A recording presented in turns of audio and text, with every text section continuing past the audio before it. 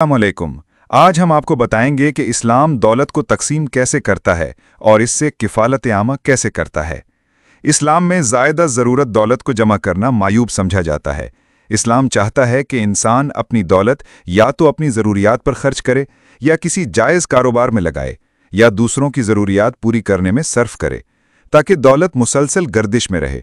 अगर कोई शख्स इस दौलत को रोक कर बैठ जाए तो इस्लाम इसे कानूनी तौर पर भी रोकता है।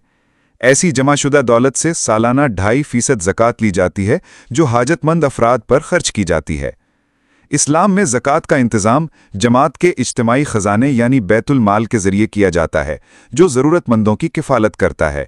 ये निज़ाम सरमायादाराना सिस्टम की इस खराबी को ख़त्म करता है, जिसमें हर शख्स को सिर्फ अपनी फ़िक्र लाहक होती है और दूसरों का कोई सहारा मौजूद नहीं होता। इस्लाम का ये इज्तिमाई इंश्योरेंस सिस्टम इंसान को बुढ़ापे, बीमारी, नुकसान या आफात की सूरत में सहारा फराहम करता है।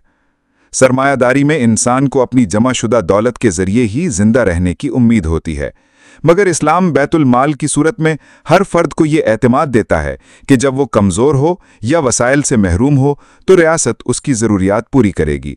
इस्लाम न सिर्फ ज़कात के ज़रिए दौलत के इर्तिकाज़ को रोकता है, बल्कि कानून विरासत के ज़रिए भी दौलत को तकसीम कर देता है।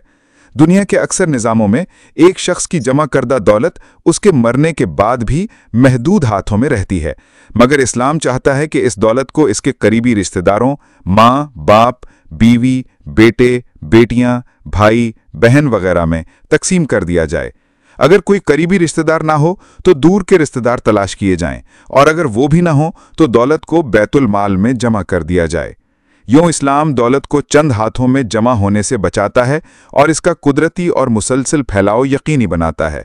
इस निज़ाम के ज़रिए माशी अदल और समाजी फलाह का एक मजबूत खाका सामने आता है। इस तरह इस्लाम दौलत को एक जगह सिमटने नहीं देता और इस्लामी निज़ाम में माशरा में हर शख्स खुशहाल होता है। मिलते हैं अगली वीडियो में।